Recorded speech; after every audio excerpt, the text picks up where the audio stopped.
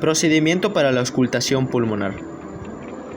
Debemos colocar al paciente en una posición adecuada y descubrir el tórax. Colocarnos adecuadamente el estetoscopio.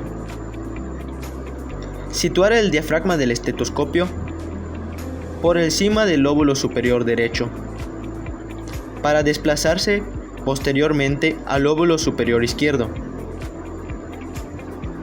Procedemos a valorar el lóbulo medio izquierdo y debemos repetir este paso en el lóbulo medio derecho para finalizar en el lóbulo inferior derecho.